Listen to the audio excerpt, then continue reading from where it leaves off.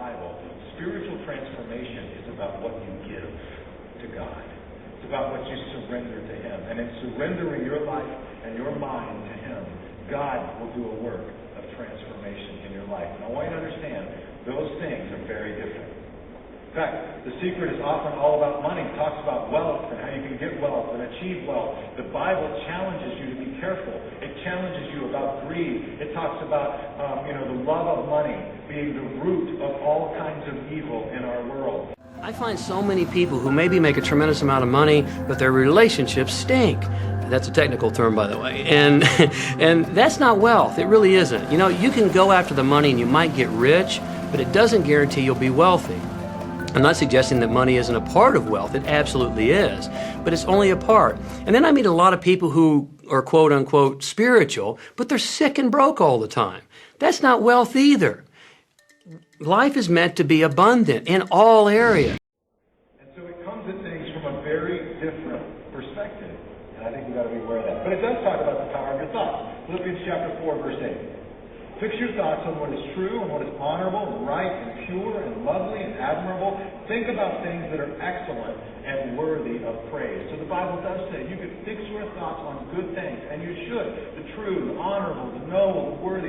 Those kind of things will impact your life. Your thoughts do have power in your life.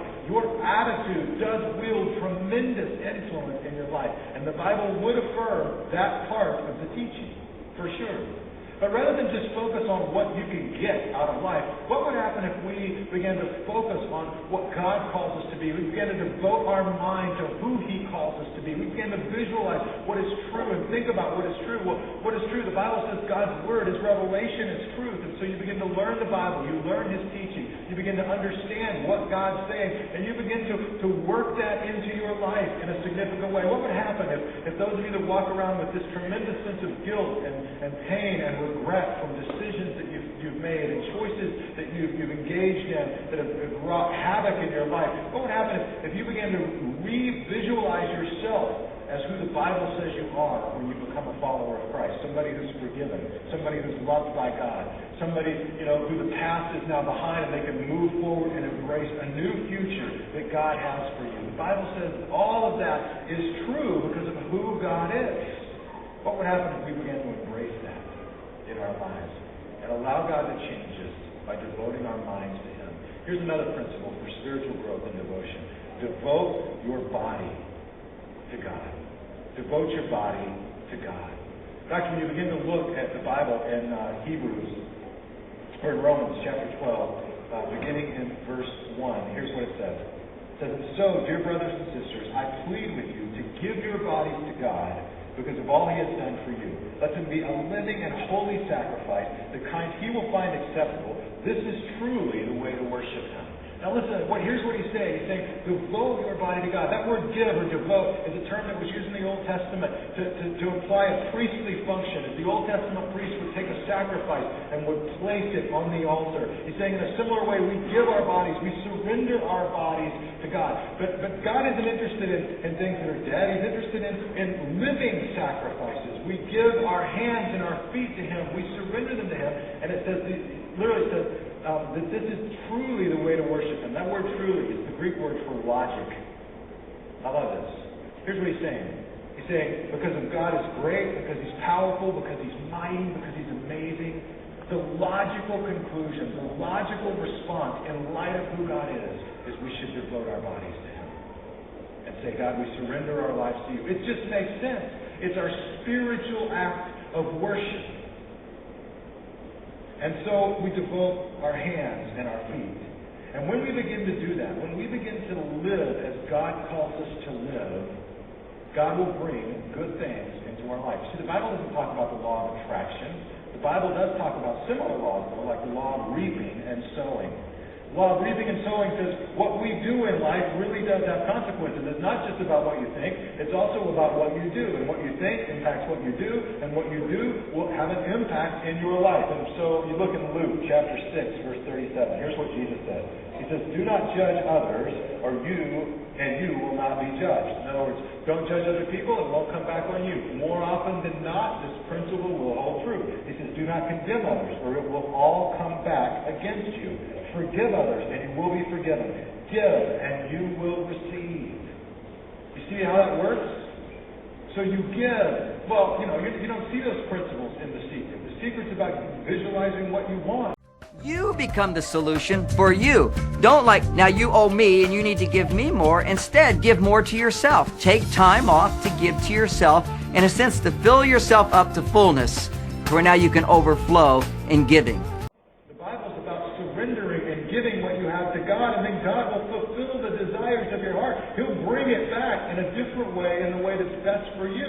And it may be that money is the least thing that you need. You may think you need it, but it may be the very thing that can bring destruction and pain and havoc into your life. Many people in Western culture are striving for success. They want to have the home, they want their business to work, they want all of these things. But what I found in my research is that having those things certainly doesn't guarantee what we really want, which is happiness. And that's when all those outer things come. They don't come from going after them first to get happiness. It's backwards. You go for the sense of inner joy, of inner peace, of inner vision first, and then all the other things from the outside appear. And God has our best interests at heart. So you devote your body to Him. What would happen, those of you who are here, who are school teachers, and you're such an important part of the fabric of our society, what would happen if every morning you got up and you just began to think about your career differently? You're the hands and feet of God to people who may never read the Bible, who may never be in a relationship with God. God can use you in the most practical way. And I'm not suggesting that you go in and that you break the Bible open in the public school system. In fact, I would suggest you don't. You'll lose your job quick. But you know what you can do is you can just live out of that foundation and those values and love kids one at a time, no matter what race or religion or background they're from. Pour into those kids and make sure those kids are learning. And literally, you're devoting your body to God. I think of those who are in our church who are in the law enforcement area and they're serving our community, and on a regular basis, you go from just a job and just keeping the streets safe to even a whole new level where you're devoting your body to God. It's your act of service. It's the only logical thing you could do. I think of those who are in the political realm and who devote their time and their effort and their energy to God. For those who work with the public departments, be it fire or whatever it may be, and they devote their service to God. For I think of Heather. Heather's a friend of mine who used to be a stripper and work in the adult clubs, and eventually, as she came into a relationship with God, she was challenged to move out of some of that lifestyle. But you know what she does now? Now she regularly goes back to those clubs because she wants to help other women who are in those situations find a way out and transition in their lives. And so she gives back. And listen, she's going to places that when she walks in, it reminds her of things that she's not real proud about. It reminds her of situations and experiences that she would probably signify as being awful, but she does it again and again and again because she's devoting her body to God. And I'm so thankful that she is. I always say when the voice and the vision on the inside become more profound and more clear and loud than the opinions on the outside, you've mastered your life.